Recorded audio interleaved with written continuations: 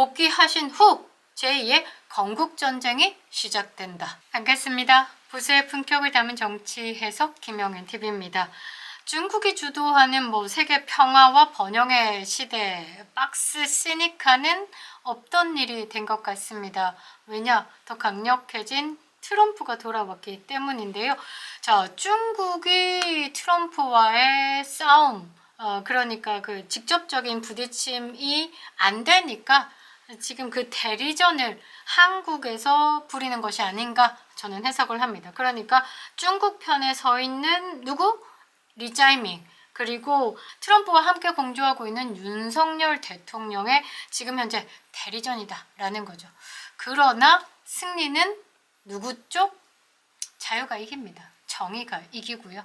그래서 시진핑은 트럼프에게 나가리 될 것 같습니다. 고로 이재명도 나가리 될 것 같습니다. 왜? 이재명이 공수처를 시켜서 이렇게 무리한 체포영장과 구속영장 청구를 해댈까요? 윤석열 대통령이 만만하지 않기 때문입니다.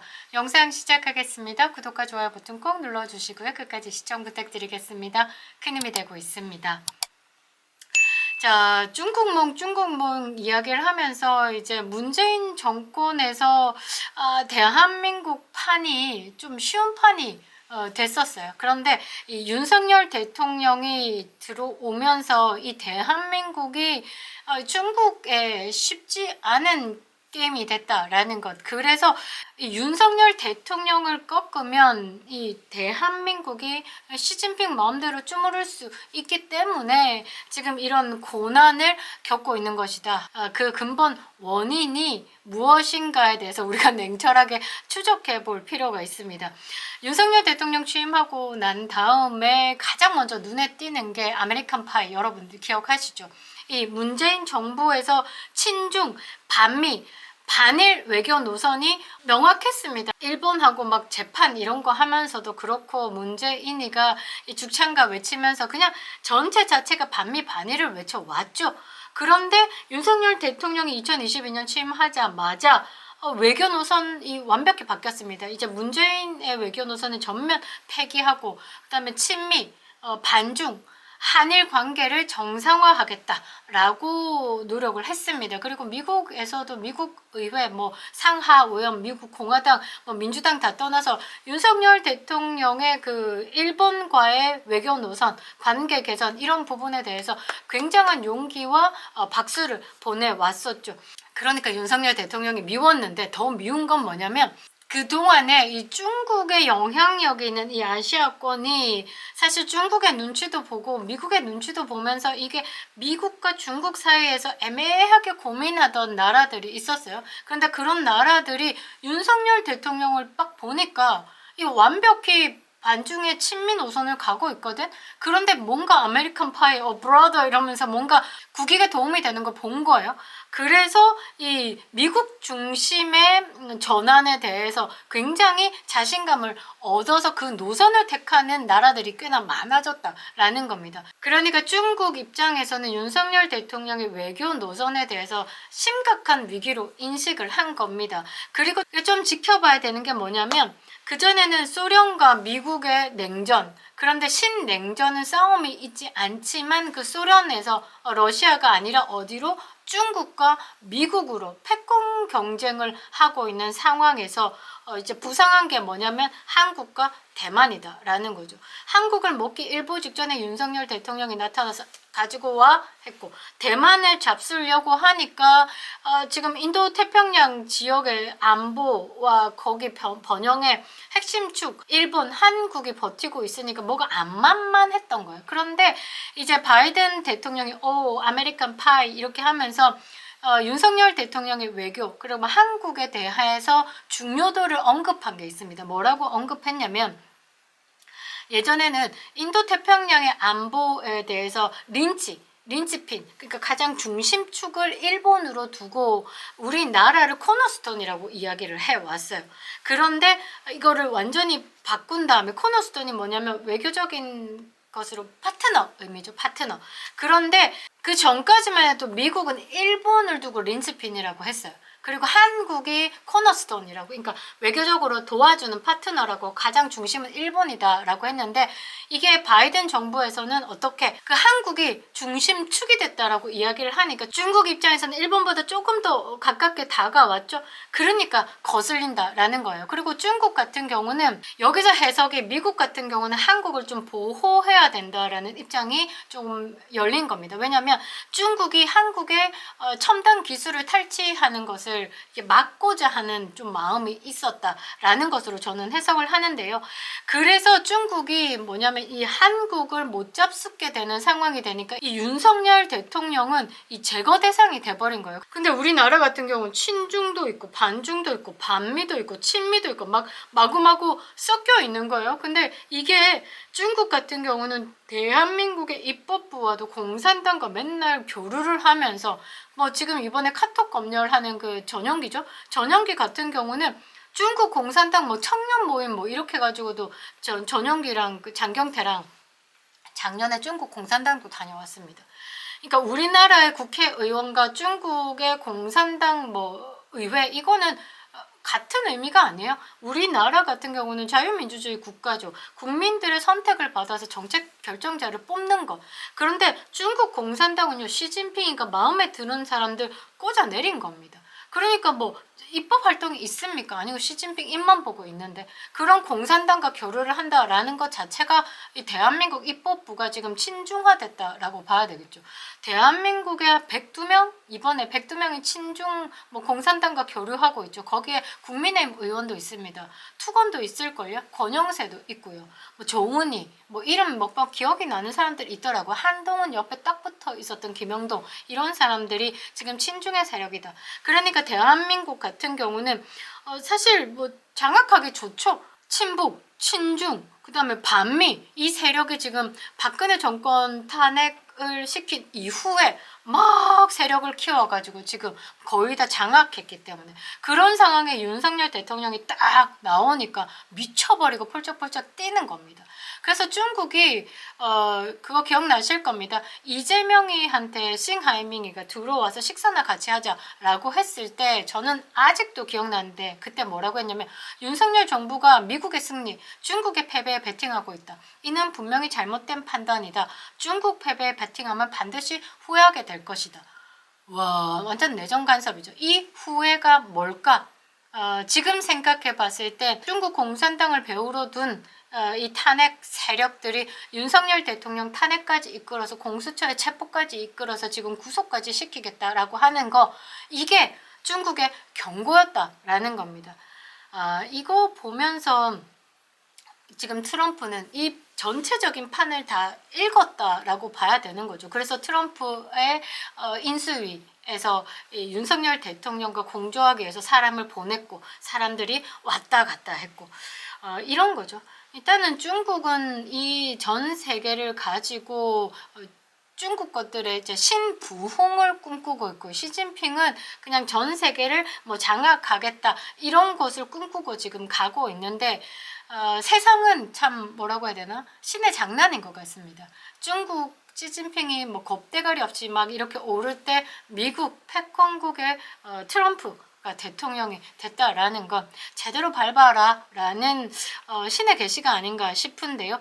이 시진핑이 미국에게 항상 하는 말이 뭐냐면, 아시아권은 중국이 관리를 할 테니까 니네들 서방 세계에다가 좀 신경을 써, 이런 식으로 계속, 그러니까 직접적인 말은 하지 않았지만 그런 식으로 계속 이제 세계를 이끌려고 했을 때마다 이 트럼프가 죽을래?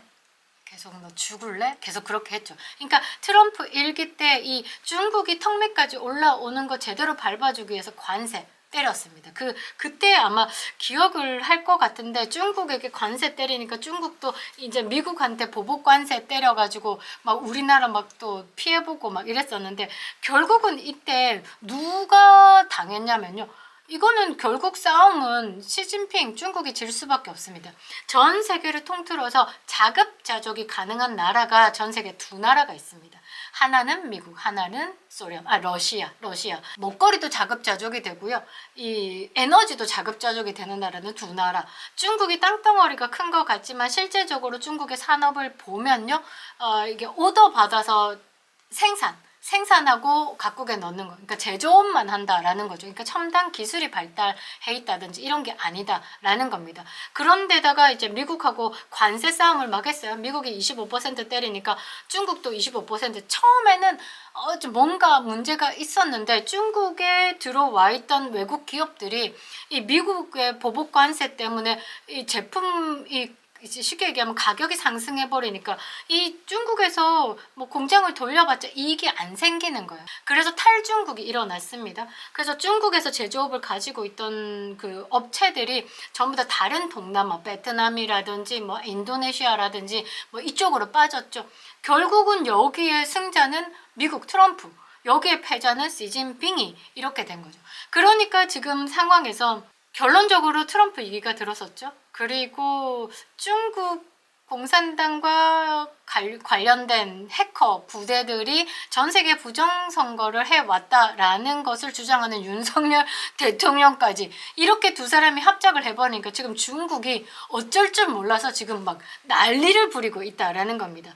이번에 윤석열 대통령이 돌아오시고 이제 트럼프가 이기가 들어서고 전 세계에서 이제 국제 조직, 그러니까 국제 조직이라고 하지만 사실상 중국의 해커 조직이 관여한 선거들이 지금 답이 나오고 이러면 박살납니다. 박살나. 왜 박살이 나냐면 트럼프 1기하고 2기에 자연스럽게 재선하는 그 상황에서 바이든 정부가 들어섰고 이 트럼프는 그때부터 부정선거라고 계속 주장을 해왔죠. 우리나라 같은 경우는 지금 부정선거가 어느 것도 밝힌 게 없어서 그냥 음모론이다라고 얘기하지만 미국 같은 경우는 부정선거가 각 주마다 밝혀지고 재판도 했습니다. 트럼프 1기가 계속 지속되면 중국 입장에서는 이건 너무 힘들거든. 그러니까 이 트럼프 2기가 들어서지 않게 하기 위해서 굉장히 중국 공산당 세력이 트럼프 낙선에 총력전을 벌였습니다. 이 작전 수행의 핵심은요, 중국 인민해방군 정치공작부였다라고 밝혀졌고요. 이들이 텍사스주 휴스턴의 중국 총영사관에서 SNS 여론 조작 전문가들, 그리고 선동 영상 제작자들, 빅데이터 전문가들, 선거 공작 전문가들을 대거 파견해가지고 미국의 이 좌파 조직, 진보 조직 연합해가지고 SNS로 트럼프 낙선에 관련된 메시지를 만들어가지고 이거를 콘텐츠를 미국 전역에 뿌려댔습니다. 이 사실이 좀 밝혀진 게 왜 밝혀졌냐면 중국 총영사관 직원이 극비의 그 시크릿한 자료를 들고 미국에게 망명 요청을 한 거예요. 난 미국에 살고 싶어. 중국 공산당한테 살기 싫어. 있잖아. 이만큼의 정보가 있는데 요거 줄 테니까 나 좀 미국 시민권으로 받아주고 나 좀 보호해줘. 그래서 꼬리가 밟힌 겁니다. 그렇게 해서. 그래서 FBI가요, 중국 공산당 이 휴스턴 총영사관에서 트럼프 낙선 운동을 지휘한다라고 긴급 투입이 돼가지고 그 전모를 파악했어요. 그리고 2020년 7월 21일에 휴스턴에 있는 중국 총영사관을 폐쇄합니다. 대박이죠.